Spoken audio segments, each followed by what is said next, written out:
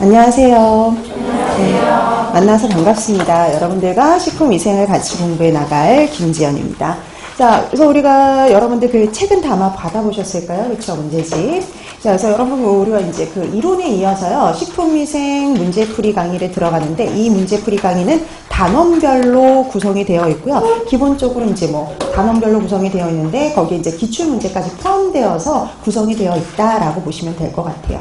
자, 그런데 우리가 보면은 이제 이론하고 문제풀이 강의의 가장 큰 차이점은요, 우리가 처음에 우리가 이론 강의를 할 적에는 그 얘기를 안 했을 거예요.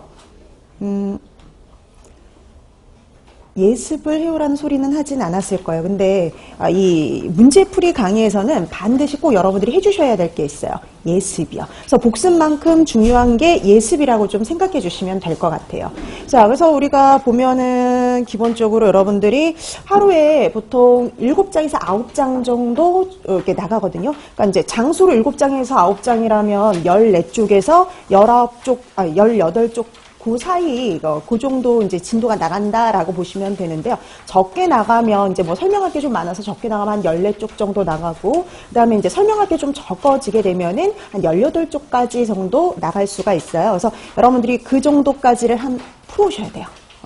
그래서 매번 여러분들이 수업 시간 전에 그 정도는 풀어 있어야지만 문제풀이 하는데 여러분들이 도움이 될 수가 있어요. 그래서 여러분들이 기본적으로 이제 이론을 이제 학원에서 들으셨든 개인적으로 공부하셨든 아니면 작년에 공부하셨든 작년에 강의를 들으셨든 어떻게 됐든 이론은 한번 검토를 해 보셨을 거예요. 근데 이론을 우리가 한번 본다고 해서 그게 또 다 잘 기억이 나는 게 아니라요. 또 이렇게 한번 봤다고 한번 공부하고 그다음에 또 이론을 한번 복습을 했다고 해서 거기서 끝나는 게 아니라 또 시간이 지나면 또 가물가물해지고 그다음에 이걸 내가 알고 있었던 것 같은데 문제를 실제 풀어보면 못 푼다든지 그다음에 정확하게 알지 못하고 지나쳤던 경우가 있다든지 그런 경우가 종종 발생을 하니까 이 문제풀이를 통해서 검토를 하시면 되는데 그냥 단순히 그냥 아무것도 풀려져 있지 않은 그 문제집을 가지고 수업을 듣는 것보다는요. 여러분들이 수업 전에 먼저 문제를 풀어 오신 다음에 수업을 들으시게 되면은 훨씬 수업을 진행하는데 도움이 되실 수가 있어요. 자, 그래서 여러분들이 이제 문제를 풀어 오시면 되는데, 문제를 풀 때 그냥 무작정 푸지 마시고요. 우리가 이제 대체적으로 한 7장 정도, 7, 8장 정도 해오시면 되는데, 예를 들어 뭐 7, 8장이다 그러면 오늘 식품위생법 위생의 개요부터 시작을 해가지고 거기 곰팡이까지라거든요.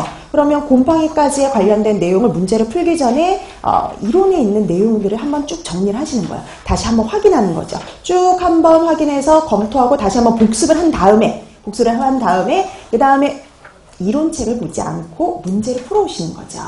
그러니까 여러분들이 한번 복습하시죠. 그 다음에 문제를 통해서 어떻게 문제가 출제가 될지, 그 다음에 내가 이 정도는 풀 수 있을지 없을지를 이 문제풀이 예습을 통해서 확인을 하시는 거죠. 그 다음에 여러분들이 이제 수업 시간에 오셔가지고 이게 확인을 하는 과정에서 잘못 알고 있는 부분, 모르고 그냥 지나쳤던 부분을 다시 한번 체크를 해 두시고 나중에 그 부분을 또 다시 한번 복습을 해 주시면 완벽하게 복습이 끝나는 거잖아요. 그래서 여러분들이 어떻게 준비하시느냐에 따라서요, 가져가는 게 달라질 수밖에 없어요. 아무 생각 없이 그냥 문제 아무것도 풀려지지 않은 상태에서 그냥 문제집만 딸랑 가져와서 그냥 수업 시간에 공부하는 거, 수업 시간에 수업만 듣는 거하고 미리 예습해 오시고 공부해 오신 다음에 수업을 듣는 거하고는 엄연히 차이가 있을 수밖에 없어요. 그래서 이 단원별 문제풀이를 통해서는요, 이론에서 했던 내용을 다시 한번 다지고, 그 다음에 내가 모르고 지나쳤던 부분, 그 다음에 또는 잘못 알고 있던 부분을 다시 한번 확실히 하고, 내가 알고 있는 것과 모르는 것을 확실히 하는 과정을 통해서요, 복습을 완벽하게 끝내는 게 바로 이 단원별 문제풀이를 통해서예요.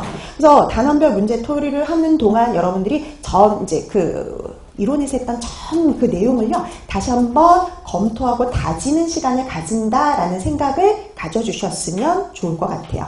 자, 그래서 오늘은 이제 첫 시간인데다가 오늘 이제 그 책을 받으신 분들도 있잖아요. 그래서 그런 경우는 이제 쉬는 시간에 조금 풀어두시면 좋을 것 같아요. 자, 그래서 다음 시간부터는 이제 할 내용을 미리 좀 풀어오시면 될 것 같습니다. 자, 그러면 이제 또 우리가 또 진도를 빨리빨리 나가기 위해서 또 수업 참고 자료도 나눠드려요. 그러니까 필기하는 부분을 좀 이제 줄이기 위한 거죠. 그래서 필기하는 부분을 최소한 줄이기 위해서 또 요걸 나눠드리니까요. 그걸 같이 보면서 수업을 진행하시면 될 것 같아요. 자, 그러면 1페이지 1번부터 갑니다. 자, 우리 이제 제일 먼저 하는 게 이제 식품위생이 아무래도 개요겠죠. 그래서 식품위생의 개요 파트에서는 말 그대로 식품위생이 뭔지 그런 정의부터 시작을 해가지고요. 위생행정과 위생법규까지의 그 내용을 담았다라고 보시면 될 것 같아요. 자, 그래서 1번부터 보시면 1번, 2번이요. 식품위생의 정의와 관련된 문제인데 두 가지 유형이 다 시험 문제에 출제됐던 유형인데요. 보통 1번 같은 유형으로 주로 많이 출제가 돼요. 그래서 1번 같은 유형으로 식품위생법에 근거한 식품위생의 범주가 아닌 것은 이런 형태로 주로 시험 문제에 출제가 많이 되었다라고 보시면 돼요. 근데 이제 딱 한 번 2번 같은 유형의 문제가 딱 한 번 나왔던 거죠. 그러면 이게 위생법의 식품위생의 정의가요. 우리나라 식품위생법에 있고 그다음에 WHO의 정의가 있었죠. 그래서 우리가 보통 시험 문제에 나올 적에는 식품위생법에 대한 정의가 좀 더 자주 출제가 됩니다. 자, 그래서 경기도 문제에서 잊을만 하면 한 번씩 나와요. 2014년에도 한 번 나왔는데 2017년도에도 한 번 나오고 자주 나오진 않지, 되게 매년 나오는 문제지는 아니지만 잊을만한 한 번씩 나오는 문제 유형이라 보시면 됩니다. 자, 그럼 식품위생법에 근거한 식품위생의 범주가 아닌 것은 이 정도는 손쉽게 푸실 수가 있는데요. 우리가 식품위생법에 근거한 식품위생의 범주, 그래서 우리나라 식품위생법은요, 뭐뭐에 대한 위생을 가지고, 음식물에 대한 위생을 가지고 식품위생이다라고 얘기를 하는데요. 거기에 범주에 들어가는 것들이 있었죠. 식품에 들어가는 첨가물, 그다음에 기구, 용기, 포장을 대상으로 하는 위생을 가지고 우리가 식품위생 이렇게 정의를 내려놨었어요. 그래서 관계없는 거 3번이 되죠. 자, 그래서 1번의 답 당연히 3번이 되겠고요. 그 다음에 2번. 근데 이게 이 문제도 시험 문제로 출제가 됐었어요. 2016년도에.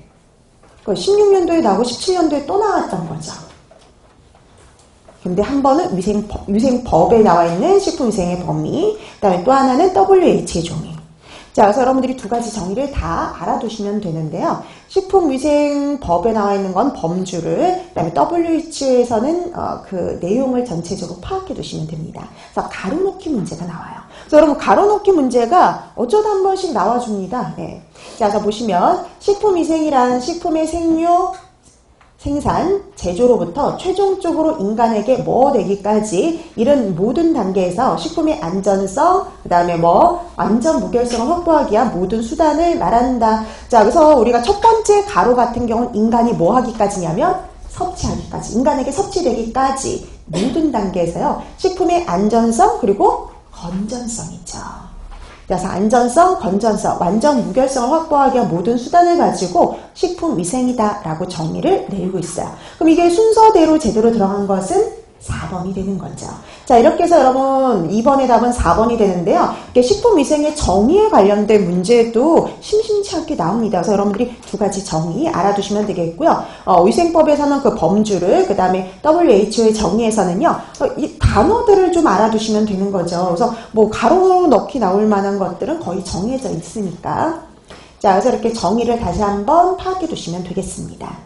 자, 그 다음에 3번. 다음 중 유기성 유독물질에 대해서 바르게 설명한 것은 그랬네요. 우리가 위해 요인 같은 경우를 나누잖아요. 생성 요인별로 위해 요인을 나누게 되면 내인성, 외인성, 유기성 이런 식으로 나누죠. 그래서 오늘 나눠드렸던 프린트 잠깐만 보시면은요.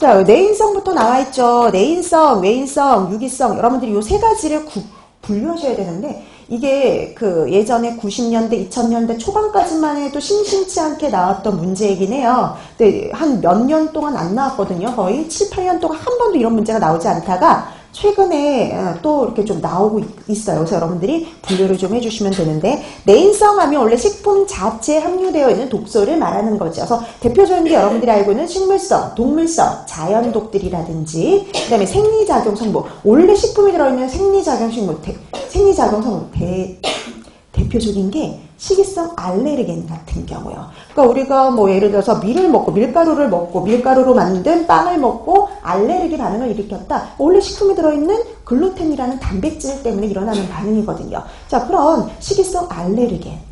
이런 것들이 바로 내인성 유해 요인. 원래 식품 자체에 있는 성분 때문에 일어나는 경우라 보시면 됩니다.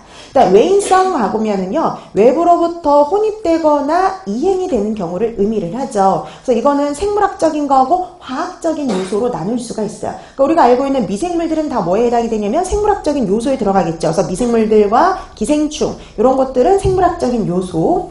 그 다음에 화학적인 요소 같은 경우는 여러분들이 알고 있는 유해 화학 물질들은 다 여기에 포함이 될 수가 있어요. 자, 그 다음에 마지막 유기성은 좀 독특했죠. 우리가 조리하거나 제조하거나 가열하거나 하는 과정 중에 생성되는 물질을 의미했었죠. 그래서 우리가 특히 그 화학적 식중독할 때 이렇게 중간에 생성되는 물질들을 좀 했어요. 그렇죠? 구체적으로 어떤 것들이 있는지 한번 보세요. 가열 유지에서 만들어진 물질들, 그 유지의 산화로 인해서 만들어지는 과산화물이라든지 말론 알데히드 같은 물질들이라든지, 그 다음에 탄 음식에서 발생하는 벤조피렌, 트리알로메탄도 기억나시죠? 네, 물을 염소 수독할 때 발생하는 발암성 물질, 아크릴아마이드, 그럼 우리가 햄 제조 시 생성되는 발암성 물질, 햄 제조 시 우리가 그 발색제로서 아젤산염을 집어넣는데요. 그런 아젤산염 때문에 발생하는 발암성 물질. 그 다음에 니트로사민이요. 그 다음에 아크릴아마이드 같은 경우에는 탄수화물 함량이 높은 식품을 고온으로 조리할 때 발생하는 물질이죠. 그 다음에 그 니트로사민 아까 얘기했던 아질산염 때문에 발생하는 발암성 물질. 그다음에 메탄올 같은 경우에는 우리가 뭐 할 때 발생하냐면 알코올 발효 시에 뭐가 있을 경우에요. 펙틴이 있는 경우 발생하는 물질이죠. 얘는 특이하게 시신경 장애를 일으킨 게 특징이었잖아요. 자, 그 다음에 MCPD, 그럼 이건 3분의 간장 제조 시에 만들어지는 발암성 의식물질이었죠. 그래서 이렇게 중간에 생성되는 물질을 우리가 유기성 유해 요인 이렇게 분류를 합니다.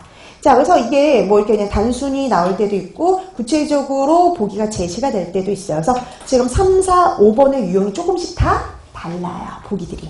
자, 그러면 한번 3번부터 볼까요? 그냥 유기성 유독물질에 대해서 바르게 설명한 걸 찾아라 라는 문제입니다. 자, 1번 식중독균, 경구전염병균, 기생충 등이 있다. 그러면 균이라든지 기생충에 의한 건 뭐에 해당이 되냐면 외인성이죠. 그렇죠? 외인성 유해 요인이에요. 생물학적 외인성 유해 요인에 해당이 되죠. 그 다음 2번 식품의 조리, 가공, 저장 등의 과정에서 식품 중에 생성되는 유독물질, 이렇게 중간에 생성되는 물질을 우리가 유기성 유해 요인 이렇게 얘기를 하죠. 답은 2번입니다. 그 다음에 3번 보세요. 식품 자체에 함유되어 있는 고유 성분으로 인체에 유해 작용을 일으키는 물질. 자, 식품 자체에 들어있는 고유 성분이다. 그러면 당연히 내인성 유해 요인에 해당이 되죠. 그 다음에 식품의 생산, 생육, 제조, 가공, 저장 등의 과정에서 외부로부터 식품에 유입되는 물질, 그러면 외인성이죠. 외부로부터 유입이 된다 그랬으니까 외인성이에요. 자, 이렇게 해서 답은 2번이 되는데 이런 식으로 찾아라 그러면 그 설명을 보고 찾으시면 되는 겁니다. 그래서 3번의 답은 2번. 그 다음에 4번. 보통 4번 같은 유형의 형태로 많이 나와요. 그때 이제 최근에도 이 형태의 문제로 시험 문제 출제가 됐었죠. 자, 식품으로 인한 위생상의 유해 요인 중 내인성에 해당하는 걸 찾아라 이랬네요. 내인성. 자, 내인성 그럼 식품 자체에 함유되어 있는 식물성, 동물성, 자연독을 찾아주시면 되죠. 1번 기생충에 감염된 돼지고기. 기생충에 감염된 거죠. 이건 외부로부터 오염이 된 거예요. 그럼 이건 당연히 뭐가 되냐면 외인성. 그 다음에 황변미. 여러분 황변미가 뭐였는지 기억나세요? 쌀이 노랗게 되는 거죠. 이거는 곰팡이 때문에 발생하는 거죠. 곰팡이 오염되어서 외인성입니다. 그 다음에 녹색 싹이 난 감자. 그럼 녹색 싹이 난 감자에는 독성분이 함유되죠. 솔라닌이라는 독성분이 함유되어 있는데 누가 주입하거나 외부로부터 오염되거나 이런 것이 아니라 원래 감자가 갖고 있는 성분이죠. 자, 그래서 이게 바로 내인성에 해당이 됩니다. 답은 3번이죠. 자, 그 다음에 지나치게 구운 쇠고기. 지나치게 구운 쇠고기 같은 경우에는 당연히 우리가 식품 가공하는 과정 중에 생성되는 뭐 벤조피렌이라든지 햇대고리 아민류 같은 성분들이 생성이 될 수가 있죠. 이건 유기성 유해 요인입니다. 자, 그래서 이 중에서 내인성이 해당하는 걸 찾아라. 답은 3번이 되는 거예요. 자, 4번의 답 3번. 자, 그다음에 5번. 이거는 좀 더 구체적인 보기가 제시된 경우라고 보시면 돼요. 그래서 보기의 유형이 조금씩 다르죠. 그래서 5번 같은 경우는요. 식품으로 인한 병인성 물질 중에서 유기성 뇌 요인을 찾아라. 문제는 간단해요. 그렇죠? 근데 보기가 좀 달라졌습니다. 시트리닌, 베네루핀, 트리알로메탄, 듀린. 그러니까 여러분 전체적으로 식품위생을 전체적으로 다 공부했는지를 파악할 수 있는 문제인데요. 여러분들이 그 식품위생을 공부하면서 시트리닌, 베네루핀, 트리알로메탄, 듀린은 다 나오는 것들이죠. 나오는 유독성분들입니다. 근데 각각 기인하는 게 달라요. 자, 그럼 1번부터 보시면 시트리닌 하면은 이거 뭐였냐면 황변미 독소였죠. 황변미독. 곰팡이 독인 황변미독입니다. 이건 오염되어서 발생하는 거죠. 곰팡이에 오염되어서 외인성. 자, 그 다음에 2번 베네루핀. 여러분 베네루핀 하면은 조개독이었죠. 작은 조개. 모시조개, 바지락, 굴 이런 곳에 함유되어 있는 독성분이에요. 이거 같은 경우는 조개 자체에 함유되어 있는 독성분이니까 내인성에 해당이 되죠.